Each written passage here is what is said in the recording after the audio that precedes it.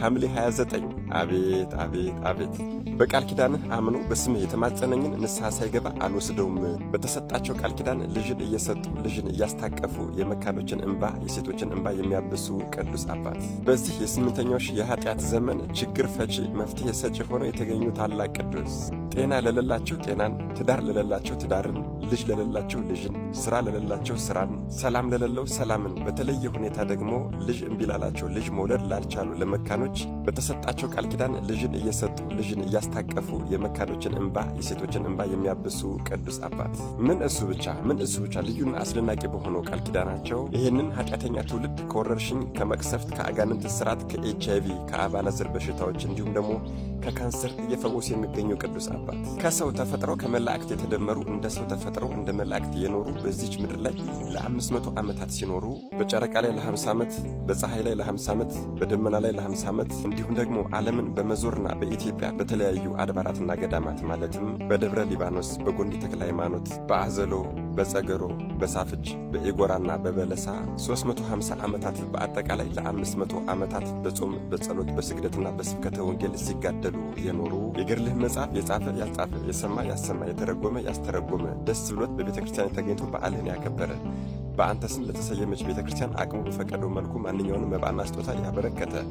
ዝክር መታሰቢያን ያደረገ እስከ 10 ትውልድ ድረስ እምርልሃለሁ። ልጅ የሌላቸው ሰዎች በቃል ኪዳን አምኖ በስም ቢማጸኑኝ ልጅ እሰጣቸዋለሁ። የገድልህን መጽሐፍ ገዝቶም ሆነ አስጥፎ በቤቱ ያስቀመጠ ክፉዎች፣ አጋንንት፣ ርኩሳን መናፍስት በቤቱ አይደርሱም። ወባ፣ ወረርሽኝ፣ አባር፣ ቸነፈር እንዲሁም ማንኛውም ምድራዊ ችግር በቤቱ አይከሰትም። መልአከ ጽልመትም አያየውም አይነካውም የተባሉ በገዳምህ መነኩሴ መጥቶ ቢቀበር የመላእክትን ክንፍ አበቅልለታለሁ። አይደለም ክርስቲያን ክርስትና ያልተነሳ ኢስላም አረማዊ አይሁዳዊም እንኳን በገዳም መጥቶ ቢቀበር እኔ ይቅር እልልሃለሁ። በኢየሩሳሌም ጎልጎታ መቃብሬ መጥቶ እንደተቀበረ አድርጌ እቆጥርለታለሁ የተባሉ ሕዝቡን የሚባረኩበትና አጋንንትን የሚያሸንፉበት መስቀል ከሰማይ የወረደላቸው በዚህ ከሰማይ በወረደላቸው መስቀልም አሁን በእኛ በዚህ በኃጢአተኞች ዘመን ይሄ ከሰማይ የወረደ አስደናቂ መስቀል እየወጣ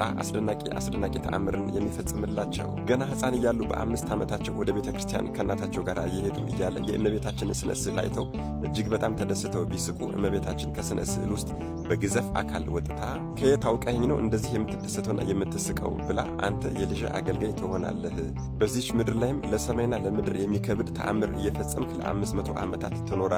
ብላ ጡቷን አጥበታቸው የሄደችው እኒህ በኢየሩሳሌም ሳሬራ ተወልደው በዚያ ለ50 ዓመታት ከተጋደሉ በኋላ በመድኃኔዓለም ፈቃድ ወደ ኢትዮጵያ የመጡት በሞተለሚ የአገዛዝ ዘመንም ከቆብ አባታቸው ከአባ አቡነ ተክለ ሃይማኖት ጋር ጽኑ መከራን የተቀበሉት እሱም አልበቃ ብሎ ደግሞ ከቆብ አባታቸው ከአቡነ ተክለ ሃይማኖት ጋር በንብ ቀፎ ተደርገው በጦመ ግራር በንብ ቀፎ ተደርገው የተወረወሩት መድኃኔዓለም በአይን ጥቅሻ ወደ ፈለጉበት ቦታ እንዲሄዱበት በሰጣቸው የእሳት ክንፍ በጸገሮ በጸገሮ 150,000 ሰዎችን ሲያስቸግሩ የነበሩ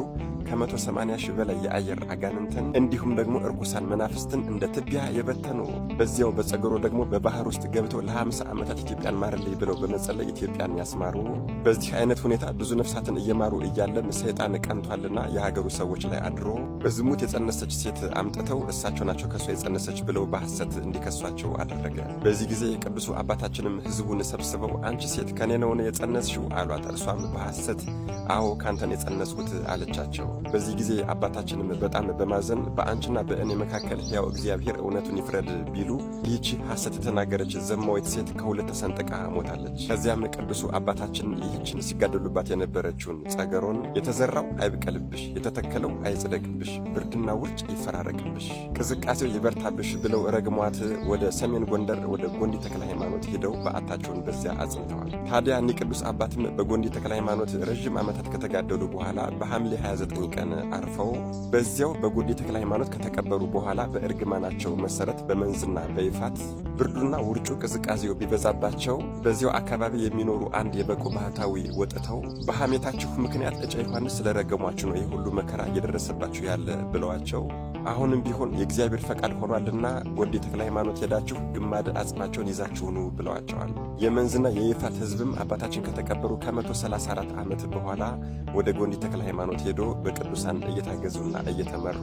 ግማደ አጽማቸውን ይዘው ወደ መንዝ ተመልሰዋል። በዚያም የተነሳ ብርዱና ውርጩ ቅዝቃዜው ቀንሶላቸዋል። ታዲያ ወገኖች አሁን በዚህ በእኛ በኃጢአተኞች ዘመንም በዚህ በመንዝና በይፋት ውርድና ብርጭ ሲፈራረቅባቸው የቅዱሱን አባታችንም ከሰማይ የወረደላቸውን መስቀልና ቅዱሱን ታቦታቸውን ይዘው ወጥተው ምህላ በሚያደርጉ ጊዜ ብርዱ ውርጩና ቅዝቃዜው ይጠፋላቸዋል። እኒህ ስም አጠራራቸው የከበረና የከበደው ቅዱሱ አባታችን አቡነ እጨጌ ዮሐንስ ዘጸገሮ ወይም ደግሞ አቡነ እጨጌ ዮሐንስ ዘጉንድ ሐምሌ 29 የዕረፍት በዓላቸው ነው።